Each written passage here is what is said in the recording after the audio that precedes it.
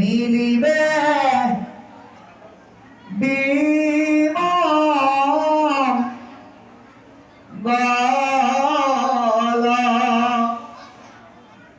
ভাগৱতে দেখুৱা বাহ্যিক তাৰকাখন আপুনি আমি ইয়াতে সৃষ্টি কৰিব লাগিব। কেনেকৈ আমাৰ প্ৰতিজন জীৱসৃষ্ট মানুহৰ দেহবিলাকক দ্বাৰকা বুলি কৈছে। আমাৰ প্ৰতিটো দেহ এখন এখন দ্বাৰকা নগৰ। গতিকে এতিয়া এই দেহস্বৰূপ দ্বাৰকাত যেতিয়া কৃষ্ণ ভগৱন্ত প্ৰতিষ্ঠিত হ'ব, আজিৰ দৰে অনুষ্ঠানত ভাগৱত শুনাৰ লগে লগে ভক্তিময় ভাৱৰ সৃষ্টি হ'ব আৰু তাৰ দ্বাৰা পৰম পবিত্ৰ পৰমাৰ্থিক ব্ৰহ্মানন্দ সুখ আমি লাভ কৰিব পাৰিম।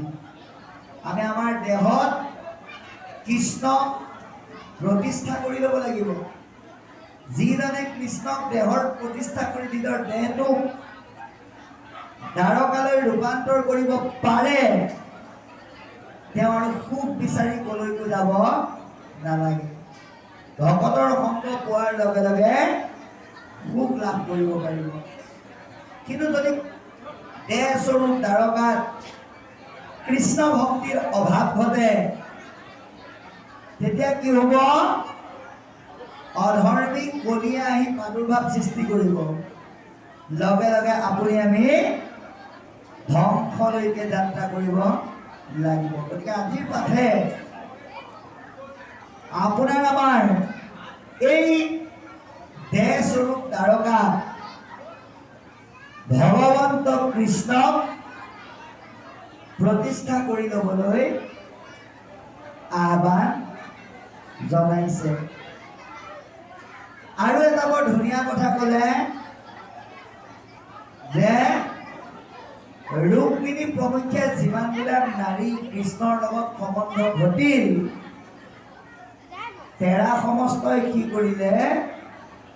পৰম পুৰুষ ভগৱন্তক জন্মৰ পৰাই পূজা সেৱা প্ৰাৰ্থনা কৰি আছিল, যাৰ কাৰণে ভগৱন্তৰ সংগ তেওঁলোকে পাইছিল। এটা কথাত কোৱা যায় যে 16,000 গোপী ভগৱন্তই বিবাহ কৰাইছিল। আচলতে সেইটো বাহ্যিক অৰ্থত হয়, কিন্তু পৰমাৰ্থিক তত্ত্বৰে যদি চাই, ৰুক্মিণী প্ৰমুখ্যে যিমানবিলাক গোপী আছে, এই গোপী মানে হৈছে ভকত।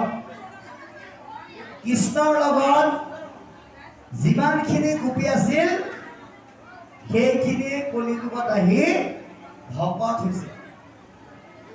অৰ্থাৎ গোপদে বেদ, পিপদে পান কৰা, বেদক যি পান কৰে সেয়াই গোপী। অৰ্থাৎ ভাগৱতৰ ৰস যি আস্বাদন কৰে সেয়াই গোপী, সেয়াই ভকত। সেইকাৰণে এই বেদান্তৰ ৰহস্য এতিয়া আমাক ভাগৱতৰ মাজেদি প্ৰকাশ কৰিছে, যাতে আমি এই ভকতীয়া গুণসমূহক আৰু দুগুণ উৎসাহেৰে অনুধাৱন কৰিব পাৰোঁ।